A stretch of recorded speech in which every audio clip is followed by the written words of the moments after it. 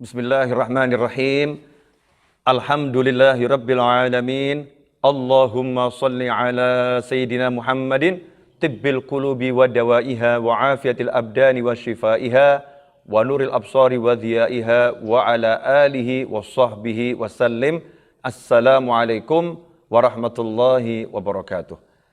Saudaraku yang dimuliakan Allah Subhanahu wa taala, pada pagi hari ini kita akan bersama-sama belajar lebih jauh, lebih mendalam, dan insya Allah tiap hari kita akan terus belajar.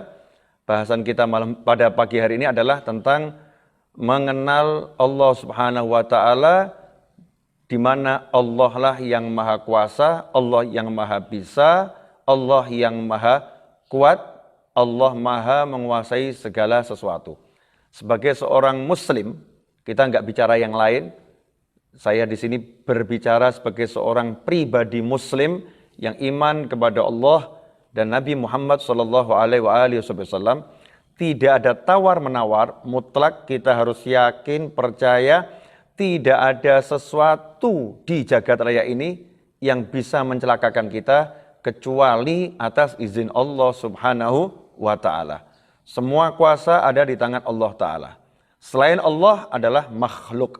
Selain Allah adalah ciptaan Allah Subhanahu wa ta'ala, makhluk. Makhluk itu punya satu sifat mendasar. Sifatnya adalah lemah. Sifatnya adalah lemah, tidak punya kuasa dan tidak bisa berbuat apa-apa kecuali kalau diizinkan oleh Yang Maha Kuasa. Saat ini kita mengetahui ada makhluk yang lemah, yang kecil, yang tidak tampak oleh mata, diberi nama Corona COVID-19 ya, COVID-19. Makhluk yang kecil ini telah membuat porak-poranda berbagai negara di belahan dunia.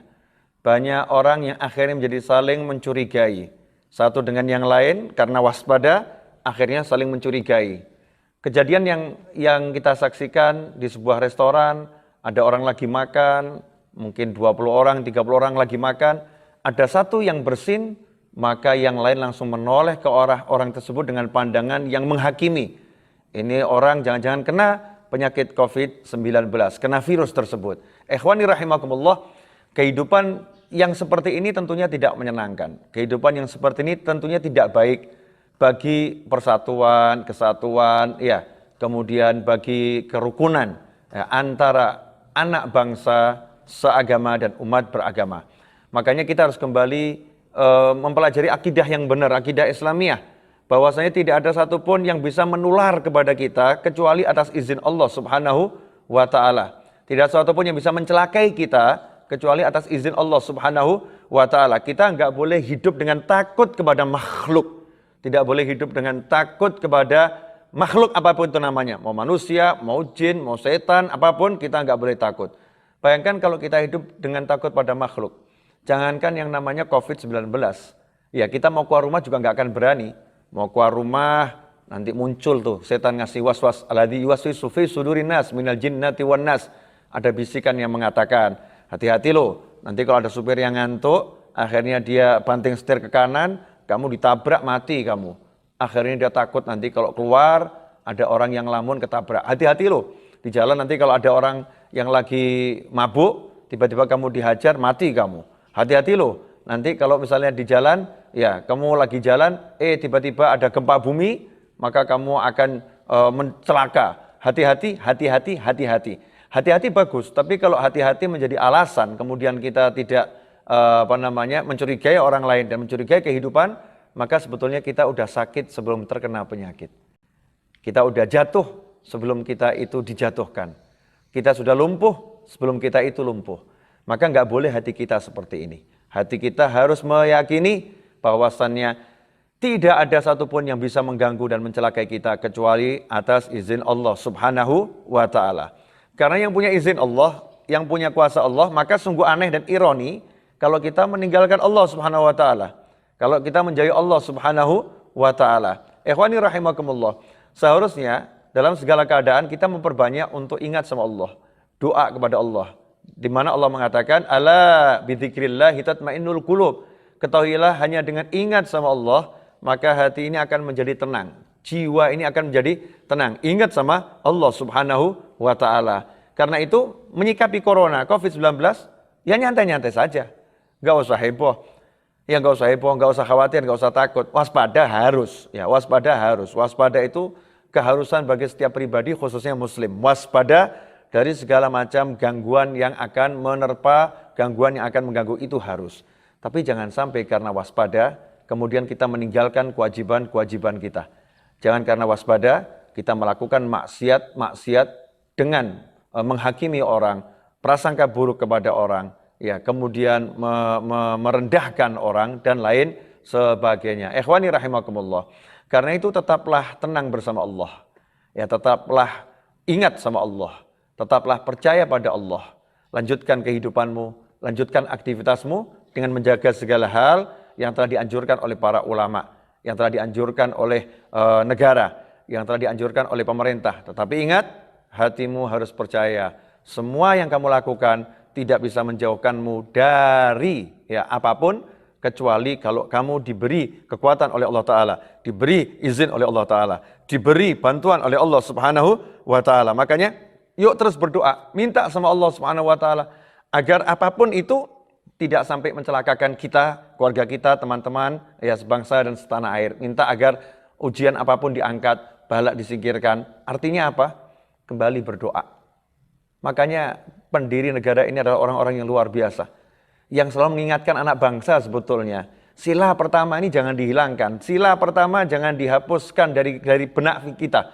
Jangan dihapuskan dari hati kita. Sila pertama itu ketuhanan yang Maha Esa. Apapun yang terjadi di negeri ini, yang Maha Esa hanyalah Tuhan. Yang nomor satu hanyalah Tuhan. Artinya kehidupan beragama, kehidupan harus diutamakan. Ingat sama Allah, harus menjadi pedoman dalam semua sendi kehidupan. Ikhwani rahimakumullah. Saya ingin berpesan ya untuk menghadapi COVID-19 ini, yang paling penting setelah kita berdoa, setelah kita beribadah, yang paling penting adalah menjaga imunitas tubuh. Imunitas yang ada dalam tubuh kita ini, daya tahan tubuh kita harus kita kuatkan dan kita jaga. Dan kalau kita menyimak ya keterangan dari pasien nomor 1, nomor 2, nomor 3 yang telah melakukan konferensi pers, dikatakan di situ pesan dari pasien nomor 3, saya masih ingat benar, ya, teruslah berbahagia. Karena berbahagia itu membuat imun tubuh kita kuat. Nah, karena itu saya berpesan kepada semuanya, teruslah berbahagia. Jadikan hati ini bahagia, jangan sampai takut, jangan sampai larut dalam kesedihan, kebingungan. Bahagia, bahagiakan dirimu, ceriakan dirimu.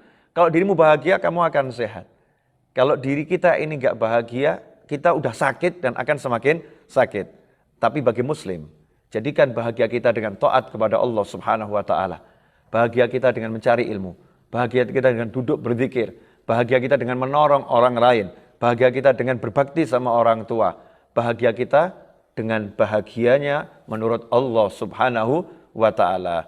Yakinilah, berbahagia itu menjadi obat yang paling mujarab.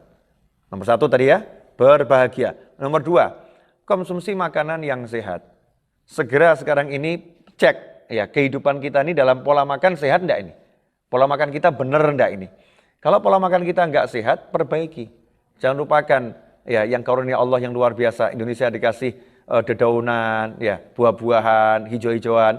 Buat tuh sup tiap hari ya, yang penuh dengan wortelnya, kemudian ada sayur bayam, apapun itu yang hijau-hijau, maka akan membantu kita untuk menjadi sehat, daya tahan tubuh kuat, ya kemudian tubuh kita akan siap menghadapi gangguan dari luar. Tapi kalau kita nggak siapkan tubuh kita, mau kita menyingkir ke sana, kita menyingkir ke sini, sementara tubuh kita sendiri kita jaga, benteng yang paling utama yang nggak kita buat, maka rentan kita kena penyakit, saudara-saudara. Zahiran wa batinan. Nomor 1, ingat yang bisa nolong hanya Allah, minta sama Allah. Nomor 2, kalau udah ingat sama Allah, hati tenang, jadi bahagia.